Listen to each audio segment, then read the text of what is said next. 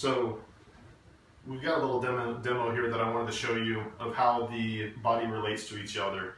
A lot of times when people complain of shoulder or hip problems, especially if they complain of an opposite hip and an opposite shoulder weakness or pain, it's very common that the gait mechanism is involved. What that means is how the person walks. When they're walking, there's certain muscles that are either imbalanced or dysfunctioning that are affecting another body part that seems kind of far away.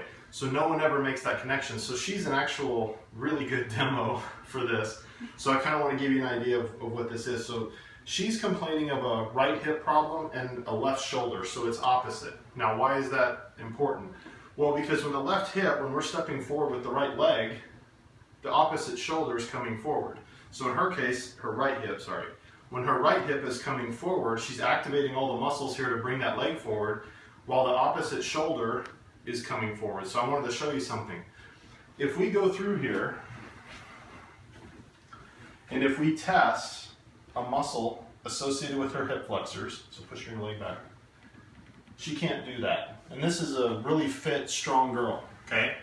And so if I go and check a couple of muscles on the opposite shoulder, if we have her bring this arm up, push across to the wall, and she's wincing, that's kind of sore and uncomfortable. And if we check her deltoid muscle, push up, she weakens, okay? So what I'm going to do is show you how, by treating the nerve supply with the laser on the opposite hip is going to actually strengthen muscles on her left shoulder. So the nerve that controls this particular muscle in her hip exits about right there. That's where the nerve comes off her spinal cord. And when we put the laser there, what the laser is doing is increasing the amount of stress that that nerve can handle. So push your knee back. And when she does that, the muscle engages, but there's something else that happens. Not only does it strengthen this hip flexor, but it also strengthens that shoulder muscle, push up, and that shoulder muscle. It's a dramatic difference, okay?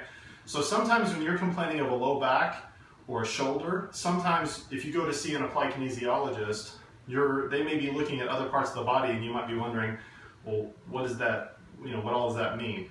So if you have any further questions or comments or want to know more about this, just go ahead and private message me, or you can text me and we'll put my phone number there in the video.